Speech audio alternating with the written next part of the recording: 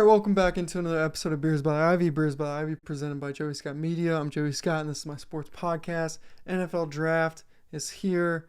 I think it's in, next Thursday, today being Thursday, a week away from the NFL Draft. How awesome is that? Part of the reason I even started a sports podcast was just because I love the psychology and the hope that the psychology and the mind games around the NFL Draft, and I love the hope that it brings and just the fun, excited transfer from college into the pros and all that. So everyone's in it in the NFL Draft versus when the games actually start, about a third of the teams are actually able to consistently win. All right, Drake Maye. I'm choosing him as the first draft analysis. I'll essentially have a few more of these, and then I'm going to do a video where I'm going to be like, if I'm X team, I would do Y type video too. So Drake Maye. The reason I'm choosing Drake Maye first is because I feel like he's the most confusing one. And I'm going to kind of start with talking through like other people's opinions. I'm going to give my opinion, and then I'm going to talk about fit. That being said, Beers by Ivy, we're not about, like judging a 21-year-old on like what their career is going to be.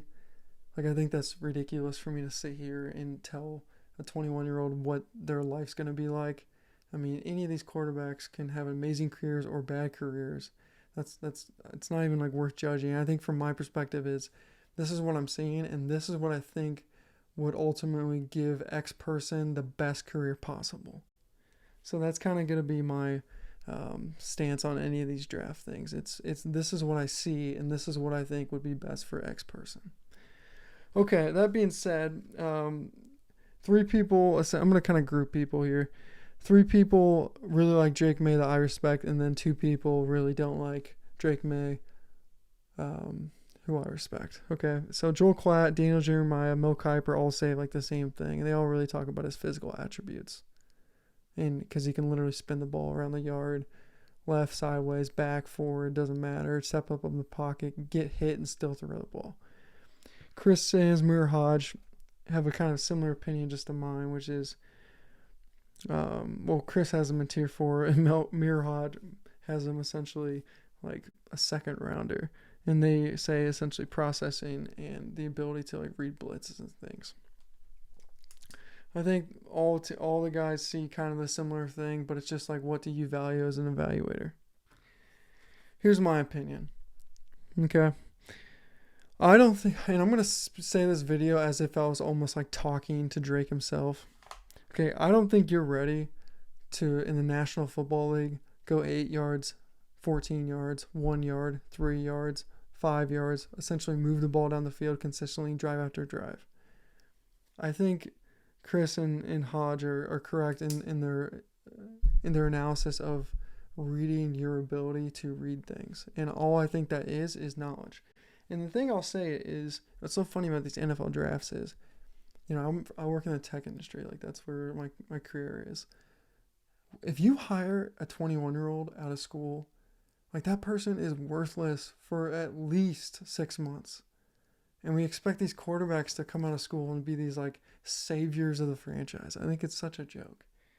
So, but in terms of real life, like, what's the best thing that essentially a young person can do to up their career? Join a great company, work hard, and learn from others. That's what my advice is.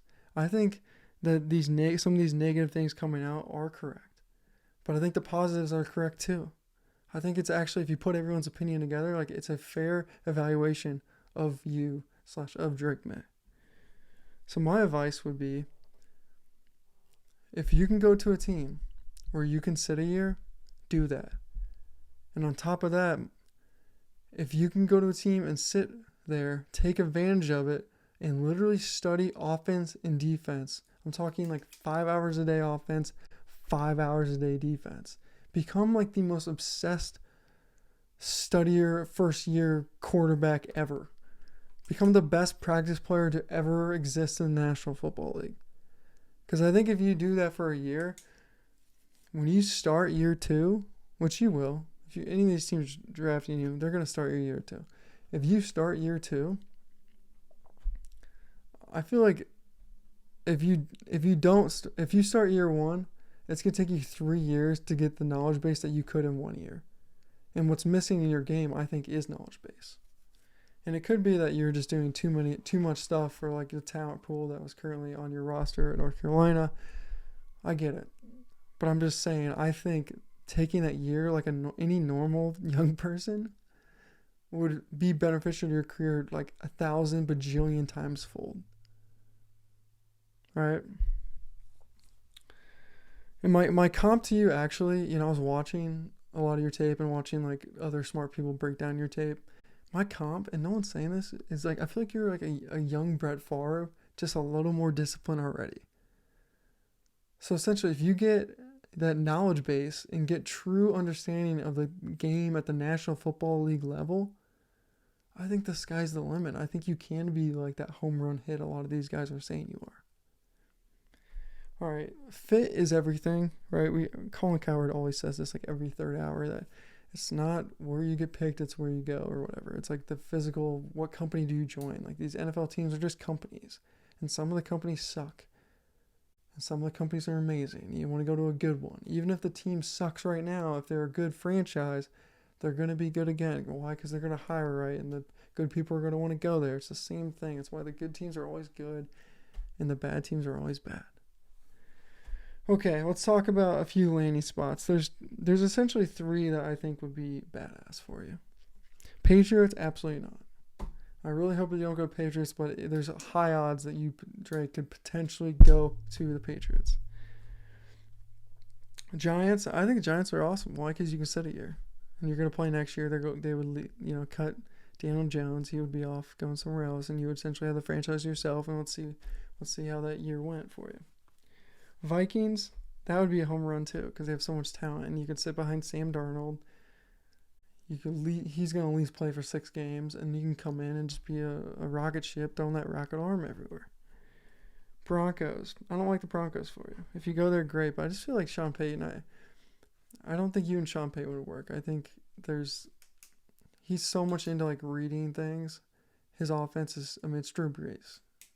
Right, it's like one of the most intelligent offense, reading coverages left and right, sideways. I don't think you're ready for that.